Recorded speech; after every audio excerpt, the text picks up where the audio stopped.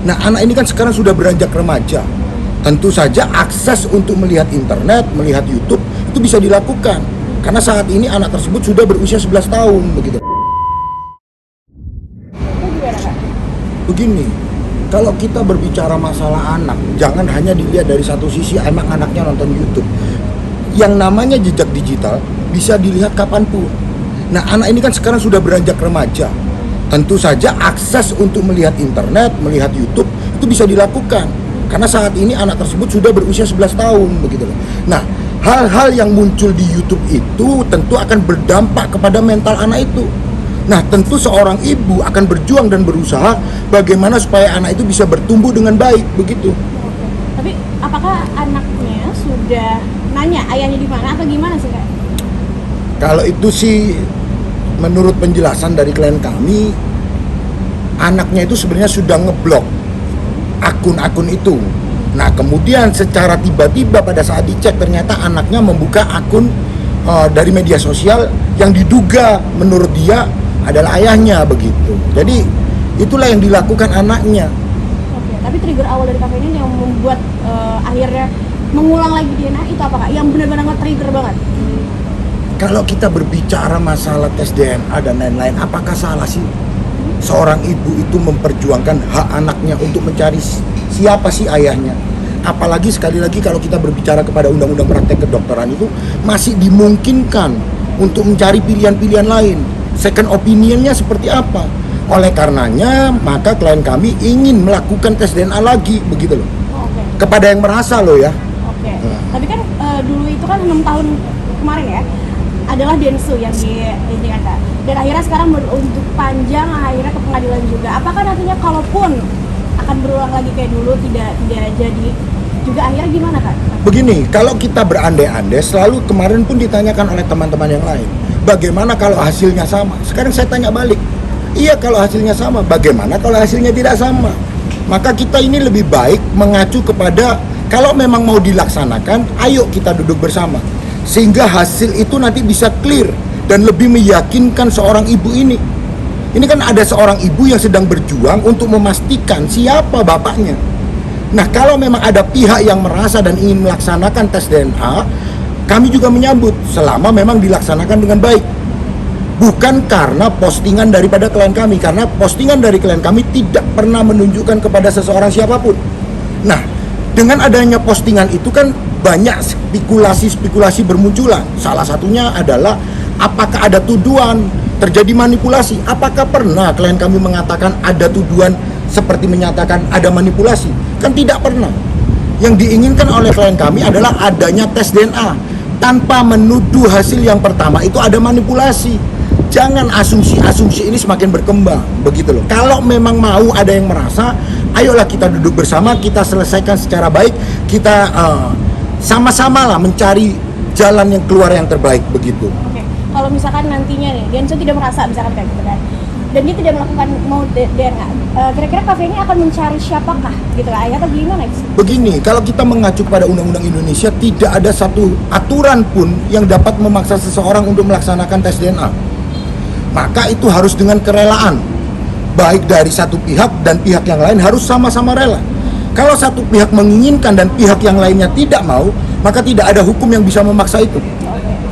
Berarti kalaupun nantinya Kak Densu dia meminta untuk tidak akan melakukan, berarti kafe ini gimana? Sekali lagi itu hak masing-masing. Oh.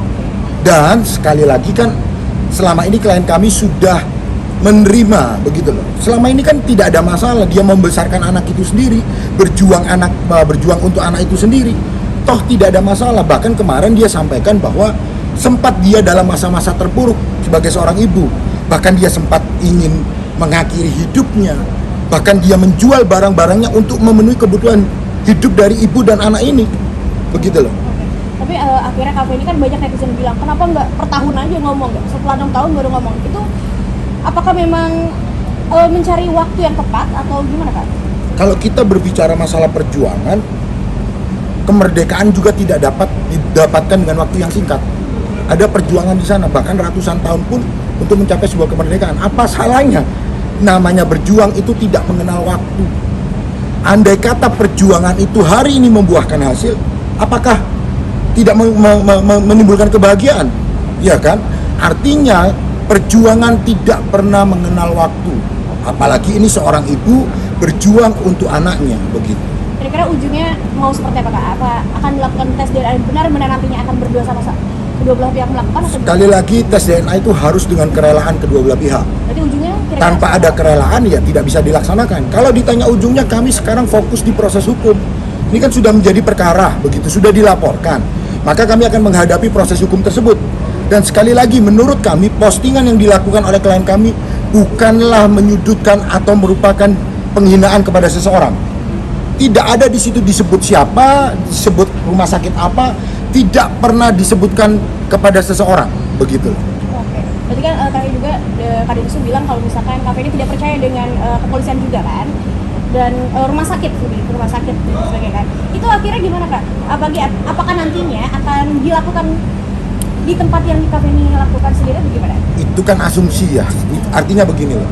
Bukan berarti ketika ada tes DNA kedua maka klien kami menyatakan terjadi manipulatif terhadap tes DNA yang pertama. Tidak pernah itu dilakukan, tidak pernah itu dikatakan. Artinya kalaupun terjadi tes DNA yang kedua, ya tentu saja itu semakin memperkuat keyakinan klien kami. Itu aja, tujuannya adalah keyakinan dari klien kami sendiri. Itu aja, untuk pribadinya dia, untuk bagaimana dia merasa atau mengetahui siapa bapaknya, begitu aja. Oke, berarti memang masih mencari gitu kan, kayak mencari nama baik dari KP juga gitu kan. Ini berarti melakukan perkara dari yang dilakukan oleh Kak Densu atau gimana sekarang? Gimana? Untuk sekarang lagi melakukan panggilan dari yang laporan Kak Densu atau gimana? Proses hukum ini kan sudah jalan. Kami juga mendengar sudah dilaporkan, begitu kan. Tentu saja polisi akan memanggil saksi-saksi dari pelapor. Kemudian mungkin dalam waktu dekat juga mungkin klien kami juga akan diperiksa, tapi pada dasarnya kami siap untuk menghadapi. Karena sekali lagi kami yakin berdasarkan postingan yang dilakukan oleh klien kami tidak menunjuk kepada seseorang siapapun. Hanya saja kalau ada pihak-pihak yang merasa, ya itu adalah haknya dia. Kalau memang dia mau untuk melakukan tes DNA, lakukan secara sukarela, bukan berdasarkan postingan klien kami. Karena postingan tersebut tidak merujuk kepada seseorang siapapun, begitu.